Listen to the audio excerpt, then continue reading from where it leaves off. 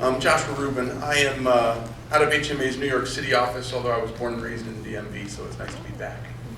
I want to talk this morning about where you are, how you got here, and why you're here. I want to start with a little bit of what DC has done, and you heard from your Director of Behavioral Health and your Director of Medicaid a little bit about their plans, why they're doing this, why they think this is absolutely essential, mission critical for the people in the district, and how it has been informed by what has gone on around the country. Had a chance to chat with Director Bazran a little bit before the session this morning, and she was telling me about all the different parts of the country that she has gone to really understand how they have done carve-in. The advantage you all have is that many, many states have already done a carve-in of behavioral health care, and some of them have done it well. And so learning the lessons from other states around the country that have had this same experience is really important. And the district hired a consulting firm, or I'm going to mispronounce it, Orera, health group, which really looked around the country at carve-in implementations and identified some key things for the district to keep in mind as it is making this carve-in, right? Support and train your behavioral health provider community to do it early, do it often. I cannot emphasize enough how difficult this transition is, how difficult it has been for behavioral health providers across the country, how labor intensive it is, how resource intensive it is, but it's also absolutely essential with respect to your ability to provide the care you want to provide to the people that you serve. And so, cognizant of the workforce challenges that were already raised, and understanding the importance of protecting the provider community during this transition. The transition itself is a time of tremendous upheaval, tremendous uncertainty. Once you get to carved in and you work some of the kinks out, things tend to move a lot more smoothly, but the transition is always difficult, and so it requires support for the behavioral health provider community, real attention to making sure that the services that people rely on a day-to-day basis are not interrupted by this transition.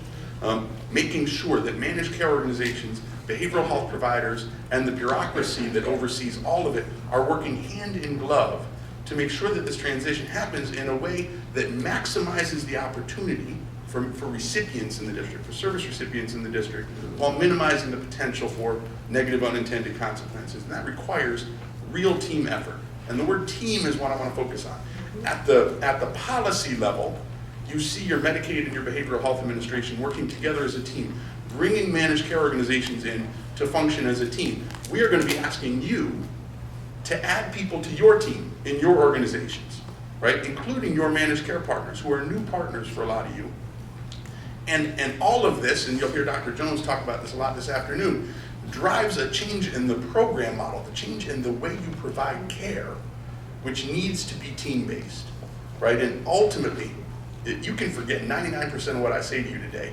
The key that I hope you walk away from this morning remembering and thinking about and being aware of is that while behavioral health has traditionally, we have a long history in this country of treating behavioral health separately, of treating behavioral health providers separately, of putting them over there, the people they serve are over there, those providers are over there.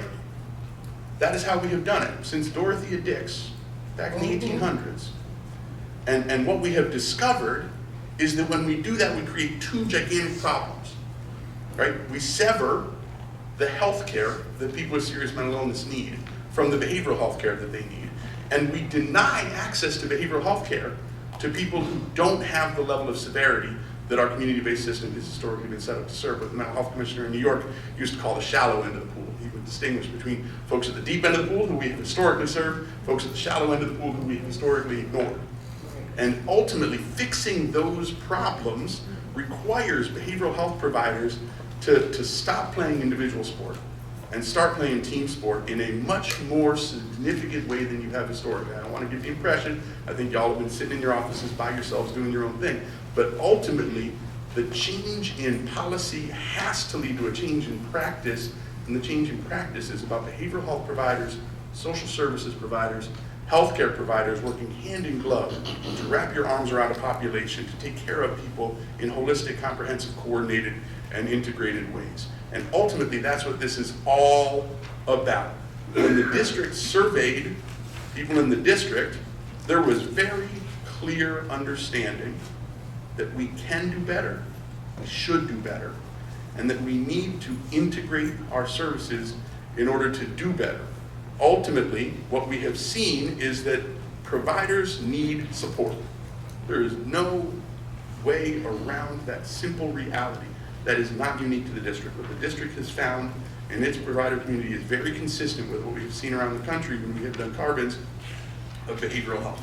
There is a tremendous amount of TA, there's a tremendous amount of technical assistance, training, support, education that needs to happen, both in terms of just managing the logistics, keeping the wheels turning, the gears meshing, and integrating managed care organizations into those constantly turning gears, while at the same time actually taking advantage of the opportunity to transform the program model so that all of that work pays off for the people that you serve. Right? In the healthcare world, we talk a lot about the triple aim, right? This is work that was done by the Institute for Healthcare Improvement. Don Berwick, before he came down to DC as the CMS director at the very beginning of the Obama administration, identified that the healthcare system needs to do three things at once right now. Right? We need to improve quality, and we know what the quality is because we look at the data. We need to improve the experience people have of the healthcare system. We do not historically in this country have a customer service-oriented healthcare delivery system, and that has to change. And we need to reduce costs. Now, doing one of those things would be easy. Right? You want to reduce costs, it's easy. Just deny care to everybody. Doing two of those things is hard. Doing all three of them at once is this Herculean effort that has required tens of thousands of people across the country to put their shoulders to the grindstone and change their practice, change the way they provide healthcare. Now, Bottenheimer and Sinsky and their colleagues came along and said, whoa, this is a lot of work for a lot of people, and you're burning through them. We got to take care of the people who take care of the people, or we're not going to have any people left to take care of the people. And so Bottenheimer and Sinsky said, actually, it's a quadruple aim. Right? You got to have provider satisfaction. You cannot ignore the people who are actually doing the work and their needs for professional satisfaction and self-actualization. And then much more recently, especially in the wake of the pandemic, lots of folks have come along and said, actually, we have to push an equity agenda here. We cannot continue to have the unequal health outcomes that we've historically had in this country. And so, cute, you want to talk about three aims. There are five of them that we got to hit at once. And ultimately, that's what this is about. And as the healthcare policy research people in this country, and we are very fortunate to have a tremendous healthcare policy research community in the United States, have identified what it is that is going to enable the healthcare delivery system to deliver on that promise. And if you look at what impacts people's health outcomes, yes, the healthcare that they receive has an impact on their health outcomes. Yes, their genetics have a huge impact, and we're learning more and more every day about the impact between genetics and environmental exposure. But at the end of the day, what is driving people's health outcomes are the circumstances in which they live and their behavior. This is pretty simple. It is real easy for my doctor to know that if I eat better and exercise more and smoke less, I'm going to be healthier. It is really hard for my doctor to get me to eat better, exercise more, and smoke less. Now, what is that? That's behavior change. What do community behavioral health agencies do? Behavior change. That's your shtick, right? And so at the end of the day, what the healthcare system has figured out is that in the absence of behavioral health capability, in the absence of behavioral health capacity, in the absence of the behavioral health expertise that you all have spent decades building, the healthcare system is not going to be able to deliver on its promises. The healthcare system is not going to be able to achieve what the healthcare system is trying to achieve. So at the end of the day, that off over there thing won't work anymore. It doesn't work for the people you're serving, and it doesn't work for anybody else in the district. Because what the district needs is people who get all of these needs met in a holistic and coordinated way. Right? And so this requires some level of integration. This continuum-based framework for integrating care comes from a colleague of mine, Dr. Henry Chung at Montefiore Medical Center, right? And he basically says, it wasn't him, I shouldn't give him all the credit, right? He had a large work group that worked with him. They determined that if you really want to think about integration, start with these three sort of big buckets: case finding, screening, and referral. Are we all working together to find the folks who have the needs? And when we find the folks who have the needs, are we getting them to somebody who can meet those needs? ongoing care management. Once somebody gets connected to care, are we providing them the wraparound support to make sure that they stay connected to that care and that that care is meeting their needs in a holistic way? And all of this has to be driven by information tracking and exchange. Data are the lifeblood of the American healthcare delivery system. Now, I want to be clear. There were, I think, 17 rounds of HEAL funding to help primary care providers get their information technology house in order. How many of those rounds of HEAL funding were available to behavioral health providers? I'll give you a hint. None.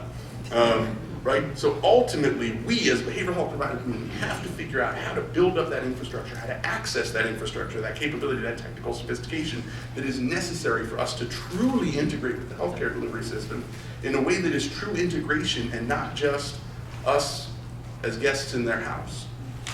Right? And at the end of the day, that's a really critical piece for you all to think about, is that infrastructure and how you're going to get that infrastructure and how you're going to support and maintain that infrastructure. SAMHSA had proposed a sort of a 6 model of care integration that is really focused on providers working together, behavioral health and primary care providers working together with some coordinated care. We're talking to each other on the phone, we're sending each other some emails. Right? Co-located care, oh, you're actually down the hall. Right? I can actually talk to you face to face. To integrated care, which is we are a team.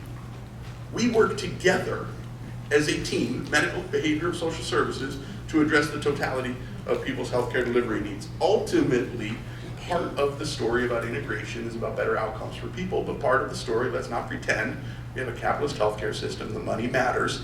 Part of the story about integration is that it produces huge savings.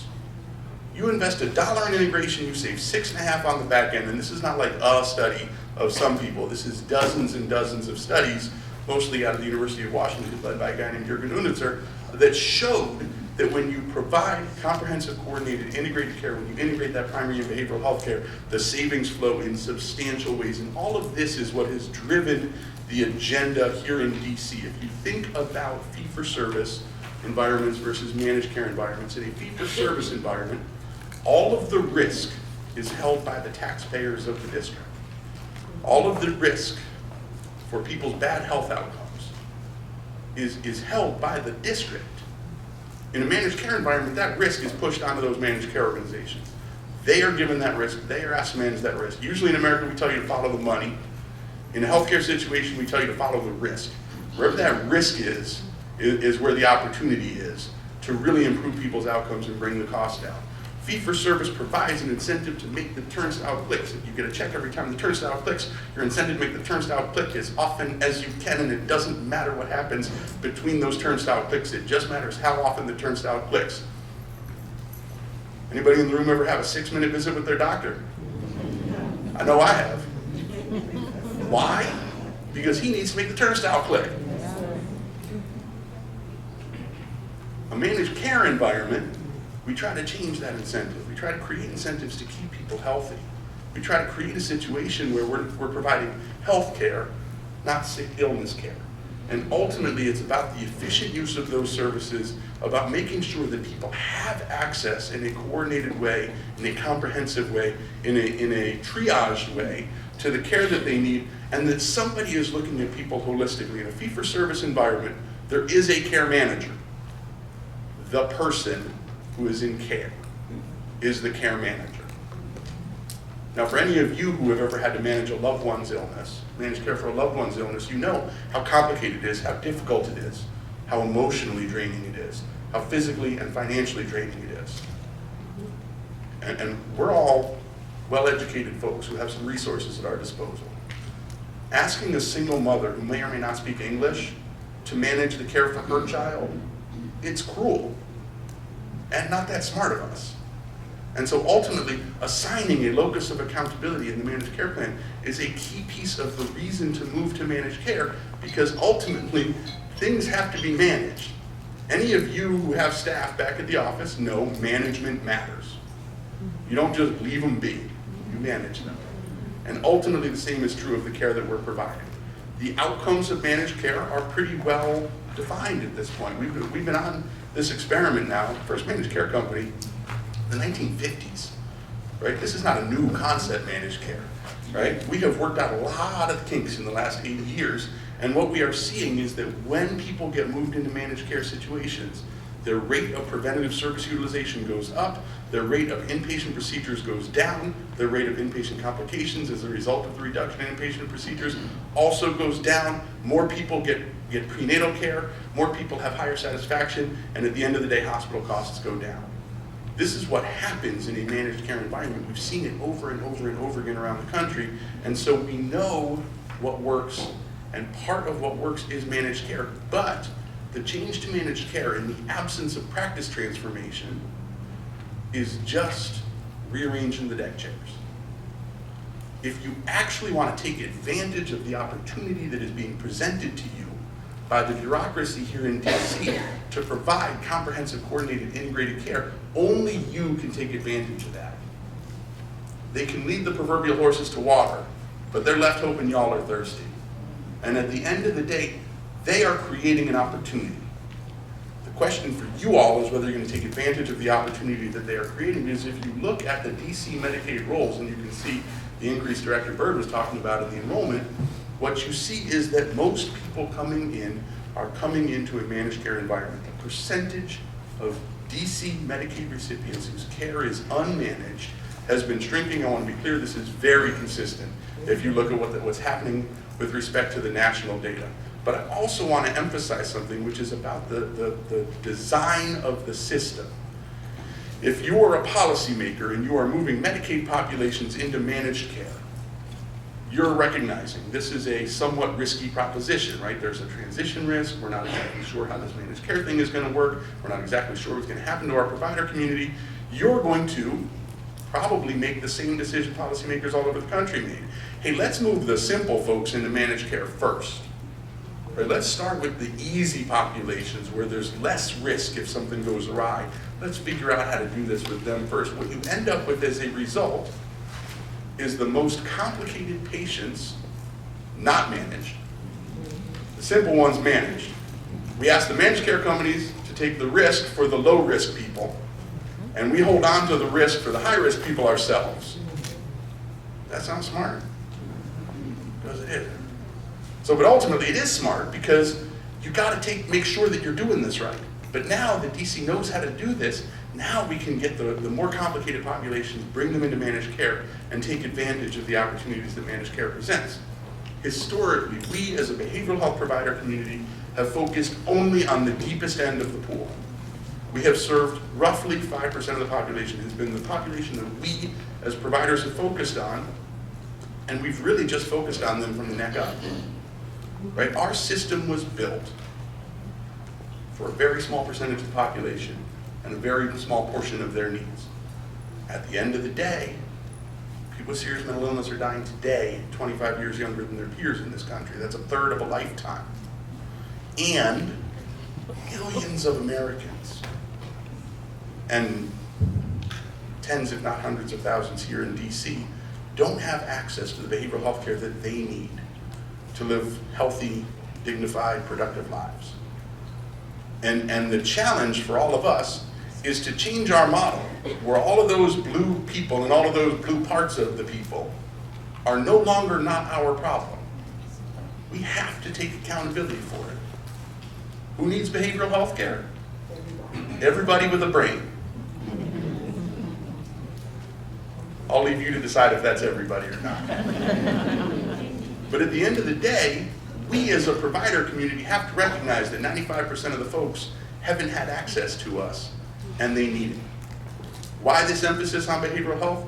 People with behavioral health conditions cost the Medicaid system 4 times as much money on average, right? And if you look at, in about half of all Medicaid spending is on people with behavioral health conditions, even though only 20% of Medicaid recipients have a behavioral health condition. Not only are we ill-serving these populations, because we are ill-serving these populations, their costs are astronomical. And so we need to be smarter. You heard your director talk about investing upstream. Let's get some prevention here. Let's catch people before they hit rock bottom. There's a novel concept, right? Let's catch people before they hit rock bottom because A, it's by far the more humane thing to do, and B, it's going to save us a whole lot of money. And one of my colleagues gives me a hard time about this slide. She says, "You decapitated everybody." I said, "It wasn't me. The policy decapitated them. The policy said, neck down over there, neck up over there. The policy made it really hard for you all to provide holistic care, person-centered, comprehensive, whole person care. The policy is changing, and that gives you the opportunity, but remember, integrated funding is not the same as integrated care. I cannot say that enough times. The district can integrate the funding. Only you can integrate the care. They don't have that kind of power. All of the funding integration is kind of meaningless unless you all integrate the care. And that's the hard part, right? Don't get caught up in the details about which billing code, right? You got to get the 837 I's right. That's a critical. But right now, the key is to look at the macro, look at the big picture, the big opportunity that you have. The district is doing the work of integrating the funding, so you can do the work of integrating the care. And the only way that you can do that is to identify that the managed care organizations here in the district are your partners in this effort. Historically, it's been a pretty simple system. There's been a payer and there's been a provider. Two people in the dance. What's happening now? The plans are being intermediated in between the payers and the providers. That plan now has a mission-critical function with respect to your ability to serve the people that you want to serve. You can decide that they're the enemy and treat them adversarially. Or you can decide that they're your partners in this undertaking and treat them as such. We have seen providers across the country make both decisions. And I can tell you with certainty what works better. The people that you serve don't need you fighting.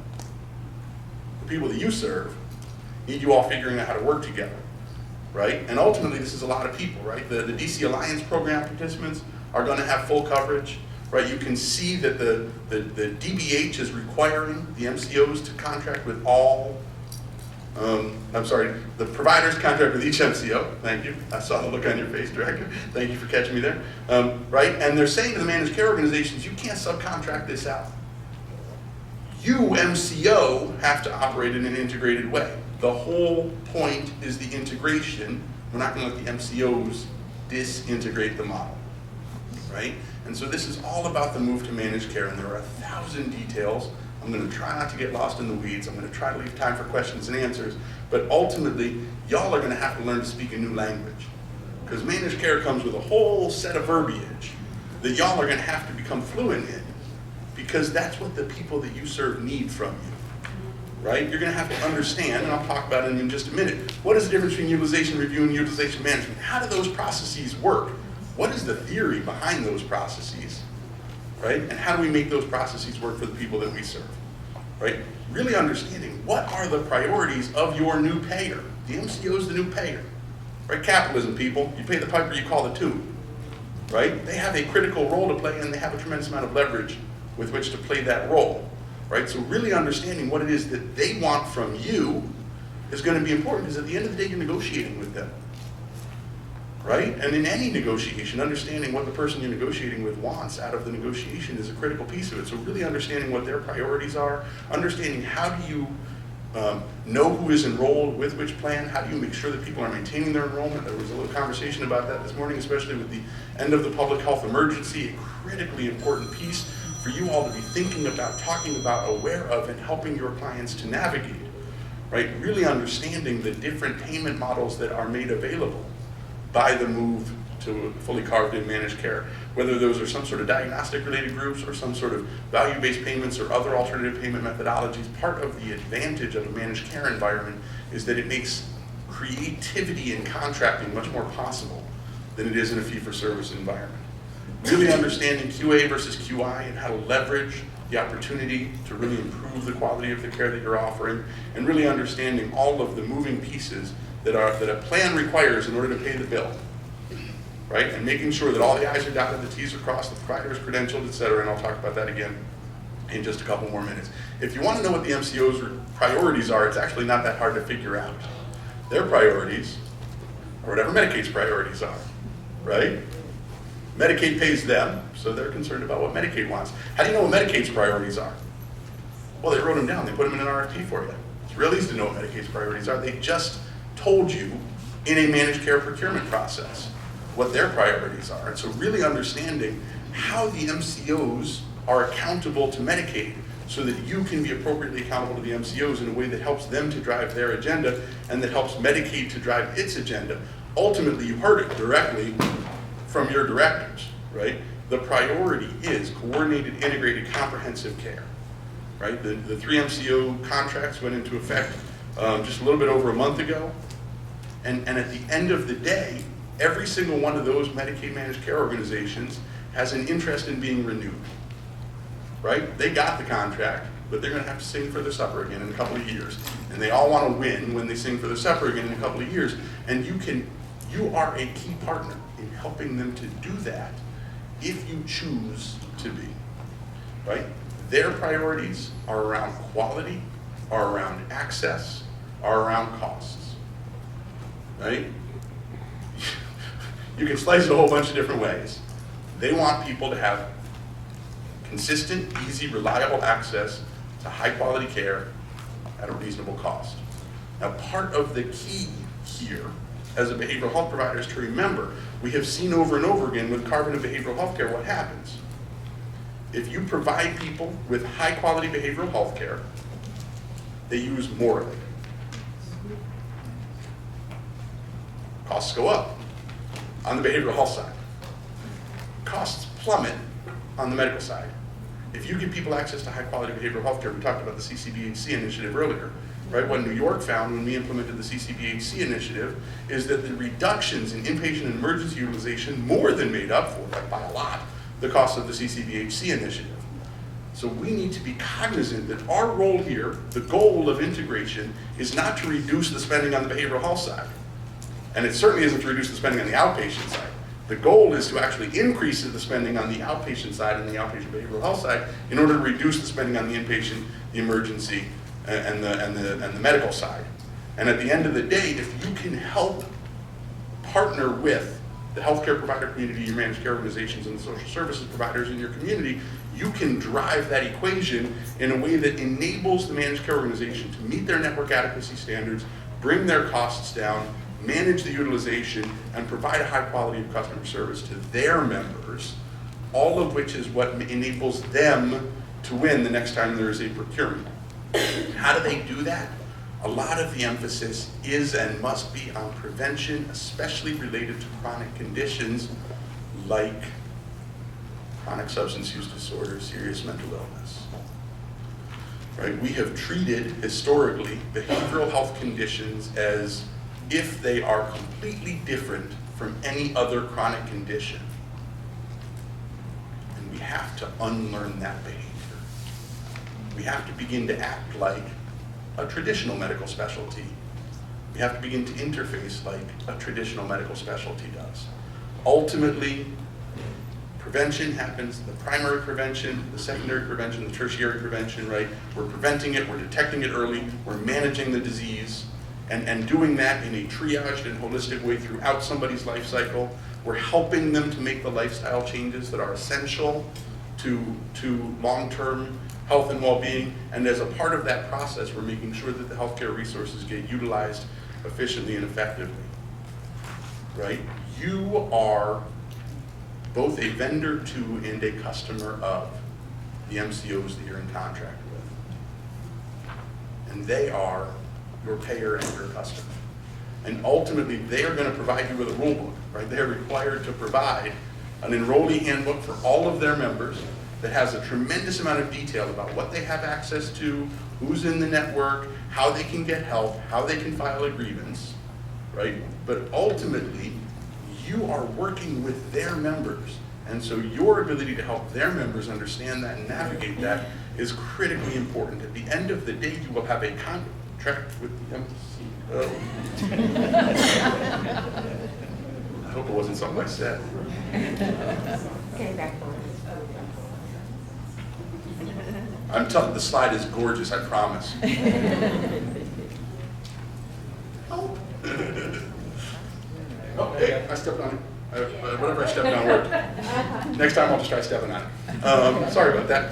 You're going to have a contract with a managed care organization. That contract is the mechanism for accountability, right? That contract is how they hold you accountable and how you hold them accountable. Make sure you understand what's in that contract before you sign it. Make sure you have read that contract carefully. Make sure your counsel has read that contract carefully.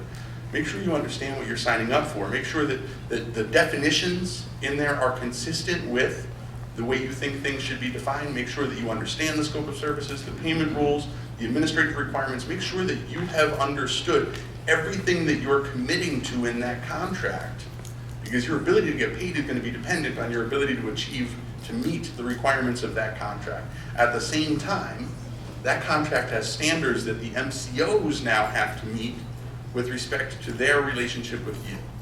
And that contract is a two-way street.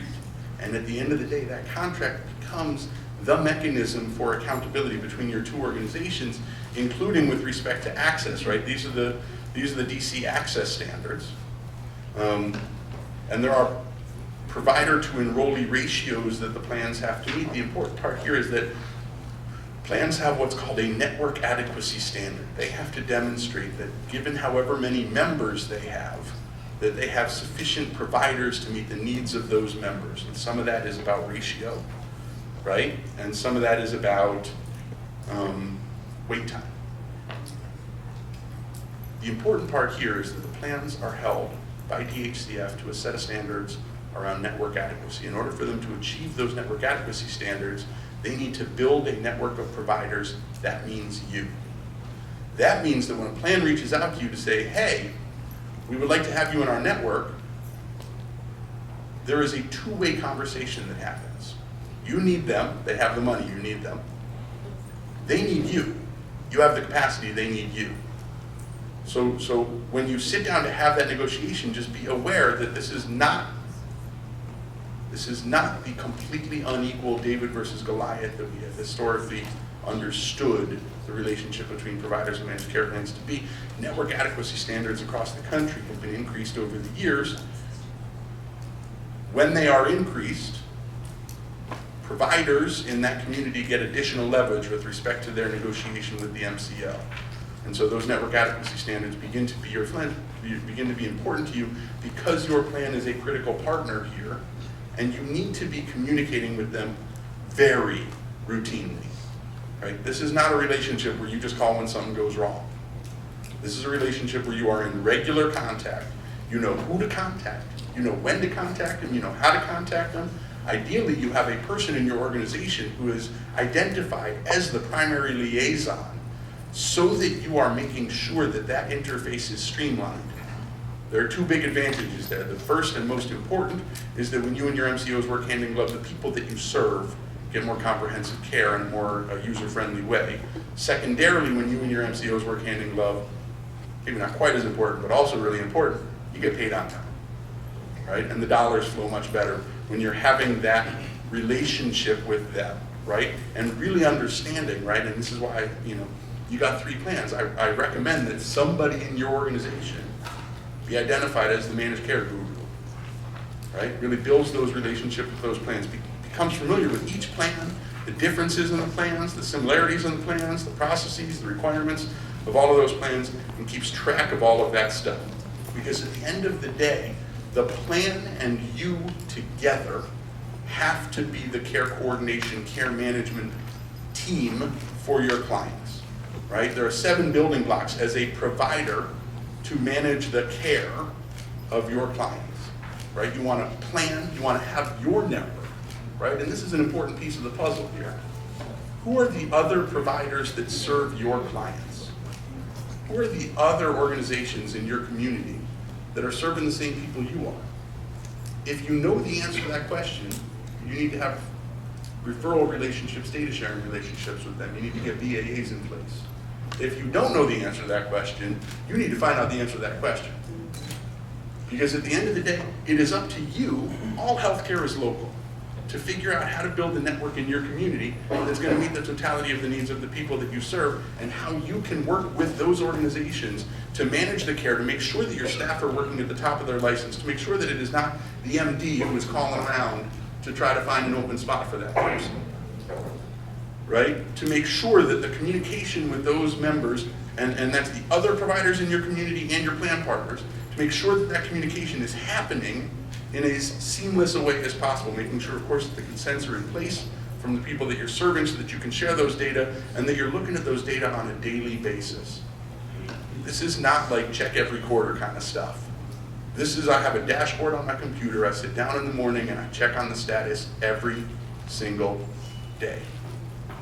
Making sure it's all compliant, of course, and then really moving your organizations, and Dr. Jones is going to talk about this a little bit more this afternoon, or later this morning I should say, really thinking about how to move your organizations to accept some risk for the outcomes of the people that you serve. Again, capitalism, risk and reward go hand in hand. If you don't want the risk, you're not going to get the reward. If you want the reward, you got to put your money where your mouth is, and you got to be prepared to take the risk.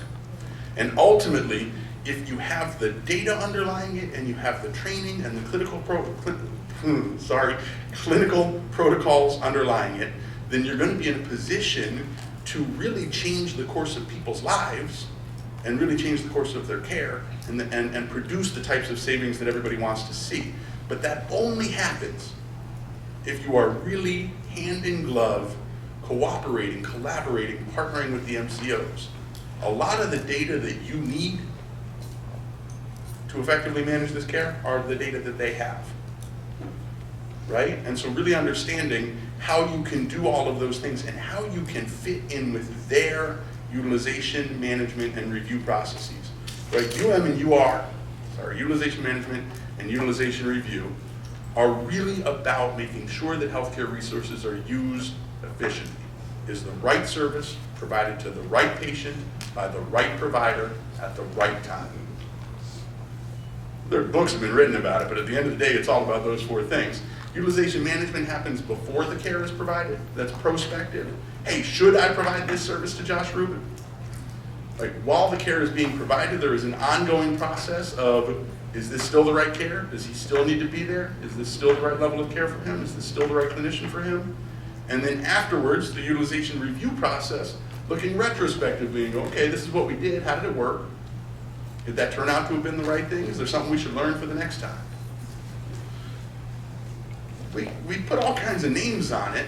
At the end of the day, utilization review and utilization management are just about trying to be smart about how we're using healthcare services, right? And we can talk about what the right level of sort of squeeze on that should be. But at the end of the day, I think we can all agree that it's important to make sure that the right people get the right care from the right provider at the right time. And that's what utilization management and review are about. The big three, right? Is it appropriate? Right? Right care, right place, right time. Is the patient getting better? Have we reduced unnecessary utilization? Right? Are we using evidence-based practices? Are we really looking at the outcomes? And then reducing issues at the claims level, right? Because at a certain point, if the ducks aren't lined up, if the I's aren't dotted and the T's aren't crossed, the claim doesn't get approved, and then you end up in these cycles of trying to get the thing fixed.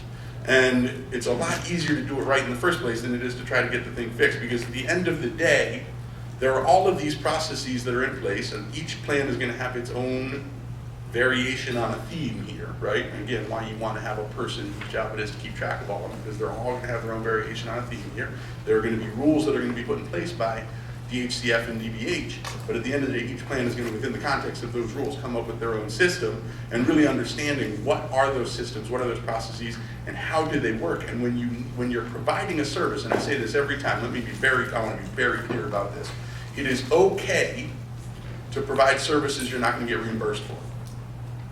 You are mission-driven, nonprofit organizations. Your goal is to serve your community. There is nothing wrong with providing services to Josh Rubin even though you're not going to get paid for Josh Rubin's care. The mistake is when you do that by accident. It's okay to say, I know I'm not getting paid for it, but he needs it, it's gonna make a difference, I'm providing it. That's very different than, wait, what, we're not getting paid for that? And at the end of the day, perfectly reasonable to decide to provide free care. But when you can get reimbursed for it, you oughta. And the way you do is you make sure that you have gotten the appropriate authorizations. If there is a prior authorization needed, if there is a referral needed, whatever that is needed to make sure this person is a Medicaid recipient, their Medicaid is active, the plan is right, we're in network, all of those pieces, the provider's credentials have to be lined up in order for you to get paid, which does not mean you can't do other things. It just means be aware of it and make sure that you are using those level of care criteria to get people into the right level of care, right? Based on their functioning, their comorbidity, their recovery supports, how well engaged they are, what is their history, right? You got to make sure that you're getting people into the right level of care, right? ASAM has a much more specific set of right levels of care if we're talking about substance use disorders, and ASAM breaks things down like real neat and tidy for you, right? It's like very structured once you've determined what level of care somebody needs to get them into it. But at the end of the day, you've got to do the assessment, right? And DC has identified these standardized assessments, the DLA-20 and the CAFAS-PECFAS, right? Depending on adults or children. And those assessments begin to be critically important for triaging folks, for identifying what is the right level of care for this person and making sure that they get connected to it. And it's not just sort of, stick your finger in the wind and go, oh, well, I got a bed open there, right? That's how we used to do it, right? Oh, I know there's a spot. Put them in the spot because there's a spot. Whether the spot is right for them or not, right? Now we really got to focus on, is this the right spot? And then periodically, right? Every 90 days, if it's an adult, every 90 days either way, to make sure that you are routinely reassessing. Has this person's condition changed? Has this person's situation changed? Is there a reason that this person needs to be in a different level of care now than the one that they're in? And and if so, how do we arrange it? How do we move them? How do we get them into that right level of care? These are the performance metrics in fiscal 23 that healthcare finance is holding the MCOs to with respect to behavioral health care. Now I'll admit to you, FUH and FUM are two of my least favorite HEDIS measures. I do not think showing up 29 days after somebody's discharged from a hospital is that helpful. But the premise that anybody who's being discharged should be seen soon makes perfect sense.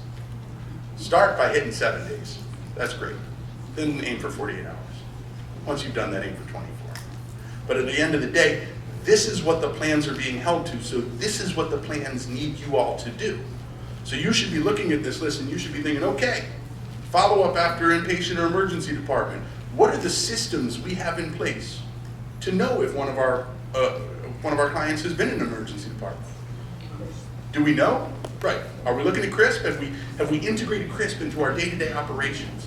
Is somebody every morning checking CRISP and going, okay, who's in the hospital? Let's reach out to them. Let's make sure that we're connecting that person, right? That's going to be critical for managing FUH and FUM, right? Do our workflows routinely screen for depression and build follow-up plans, right? Like, these are all the things that you know that your plans want to see you do. And so you should be asking yourselves, are we doing these things, right? Are we prescribing MAT for people with opioid use disorders on a regular and routine basis? Right? What percentage of the people that we serve with an OUD are getting MAT? And really understanding what are the best practices and how do we make sure that we're delivering them so that when we talk to our plans, we're one of the organizations that's making their numbers look good. So they want us in their network. So they are incented to be flexible about getting us into their network. All of this requires an understanding of medical necessity, right? The American Medical Association defines medical necessity in a pretty straightforward way, right? Things that a prudent physician would do for the purposes of preventing, diagnosing, or treating an illness. Right? Is this generally accepted medical practice? Let's be clear, generally accepted medical practice changes over time. Right? If you start putting leeches on people, nobody's going to think that that's okay, even though once upon a time it was generally accepted medical practice. right? Is it appropriate in terms of type, frequency, extent, site, and duration? Is this the right provider in the right place at the right time with the right client? And ultimately, is this being done to benefit the patient, not to benefit the provider? That's a really important piece of what constitutes medical necessity, and you're going to want to make sure that every service that you're providing is meeting this test, right? Because that's what a plan requires in order to do that, in order to meet that test. You got to talk about the symptoms, the diagnosis, and why this treatment is appropriate for those symptoms and that diagnosis, and why what we're doing is evidence-based to the best of our abilities, right? And why it's exactly what the patient needs. This is not more than the patient needs. This is not less than the patient needs. This is not about money. This is not about status. This is about the person and their needs. And really critically, if it isn't documented, it didn't happen. And when I say documented, what I mean is contemporaneous documentation. And no contemporaneous documentation does not mean I do it at the end of the month. The members, your clients, since 1998 have had a pretty good DC Patients Bill of Rights. I was pleased with this piece of legislation when I found it in my research process. Right? There's a sort of a three-step process of informal review, formal review, and external review. There are pretty good timelines that plans are held to with respect to how long they have to do those reviews.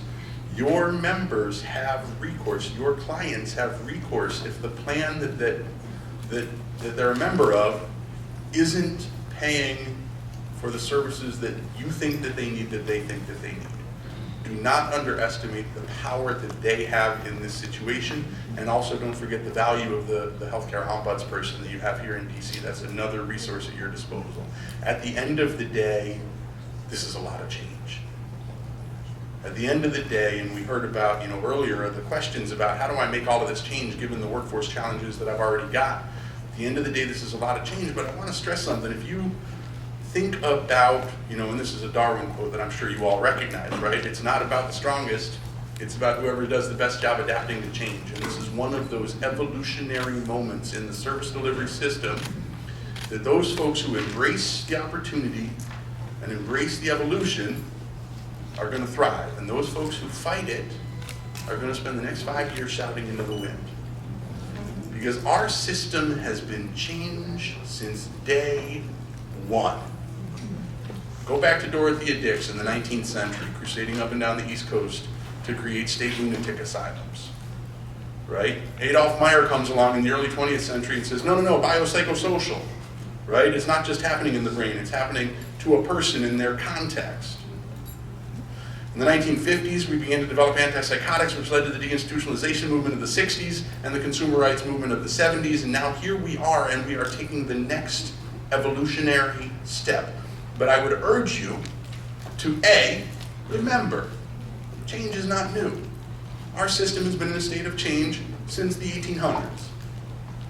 And B, if you look at what happened as a result of all of those changes, the level of government spending has gone dramatically up, especially if you look at things like the Accountable Care Act, right? And the Mental Health Parity and Addictions Equity Act, and the interface of those two has driven tremendous amounts of government spending. When government spends, government regulates. That's the nature of the beast. But more importantly, if you go back to Dorothea Dix and you look at that broad sweep, what you see is the importance of consumer voice consistently increasing. The integration of people with serious mental illness and chronic substance use disorders into our communities consistently increasing. The holisticness of the care consistently increasing. The level of complexity also consistently increasing, maybe not as positive as the person-centeredness, but at the end of the day, what we have seen is that the progress of our system from Dorothea Dix to today, all of that change has been in a direction that I think everybody in this room thinks is a good thing. And this is just the next step in that process. This is just the next evolutionary development in what it means to be a community behavioral health provider.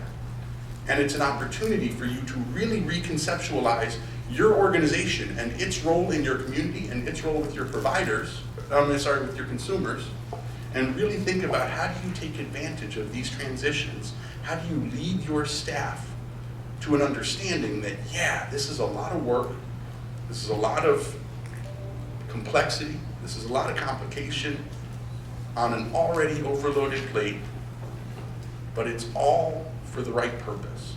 It's all because in the end it gives us an opportunity to provide more holistic care to people whose needs are more central and who have more say and more integration into their communities.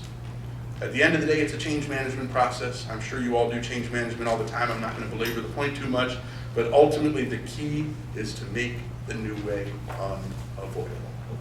You've got to work with your teams to drive that change so that they don't have a choice about whether or not to do it the new way or the old way. There is just the new way now.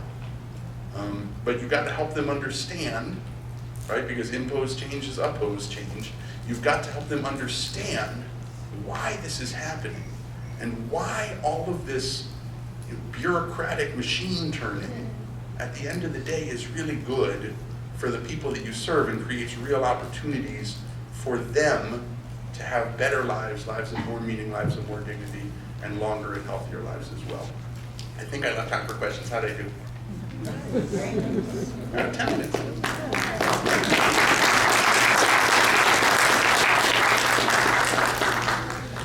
Questions, comments, complaints, please. Authorizations. Can you speak to what will happen to current authorizations in place leading up to the transformation? Will there be an end date so that NCOs can start the authorization process fresh? And I have one more question. Can you also describe what will happen to the DBH access line and also 988? I do. I'm glad the director's here because no, I cannot answer any of those questions. Oh, I'm sorry, no one heard the questions. Question number 1 was about existing authorizations and whether they will be maintained. Question 2 was about the DPH access line. And question 3 was about 988. Okay, I'm going to answer the last 2 questions. The DBH access line will continue. There will be some changes in terms of authorization and that particular function. However, you will be able to call Access Helpline to receive any supports that you need, crisis supports or other supports. 988 is also, as you know, the national number to receive support for crisis and or suicidal ideation or issues, and that number functions. If you call the Access Helpline number, the 1-887 We Help, or 988, you will go into our call center and they will be able to provide the support you need. Oh, one additional thing. The other thing that we have planned, and here again you heard me talk about moving upstream, and that is providing and continuing some of the services we implemented during COVID, where individuals who don't meet diagnostic criteria but need someone to talk to address some minor stress, will be able to get that support through our Access Helpline. Authorizations. Oh, hold on one second. We have already announced that we will have several what we're calling bridge policies as we make the transition to fully carbon. So I think, and folks will definitely correct me if I'm wrong, we were talking about 180 days. Is that right? I feel like that long. For prior, so if someone has a prior authorization, like you just went through a transition with the new plans from with April 1, and we have a continuity of care period where any person walking in from another plan has an authorization, we expect it to be honored by the managed care plans. That will happen here with the carbon. It will be a longer period of time because of the care planning and the way the authorization process currently works. We don't want anyone to drop in the middle of their care, but that's what's been decided to bridge over, and then you'll start to transition into your typical plan processes. All right. Yes, please. So my question also is kind of about authorization. So traditionally, I'm going to use ABA therapy, for example. In order to be qualified for ABA therapy, a child would have to be diagnosed with like autism or something of that nature. However, ABA therapy has been proven to be beneficial for children that don't necessarily have the autism diagnosis as well. So my question is there any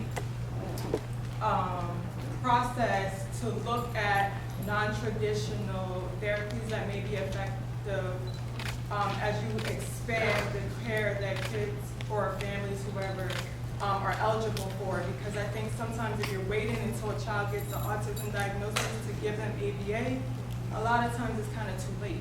So, like those non-traditional therapies that people aren't already eligible for because they don't have those diagnoses, is there any intent to look at that and see how it could be applicable for behavioral health at an earlier stage?